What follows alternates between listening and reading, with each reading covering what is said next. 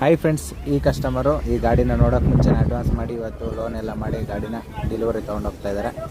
29/9/2025 ಇವತ್ತಿನ ದಿವಸ ಗಾಡಿನ ಡೆಲಿವರಿ ಕೊಡ್ತಾ ಇದ್ದೀವಿ.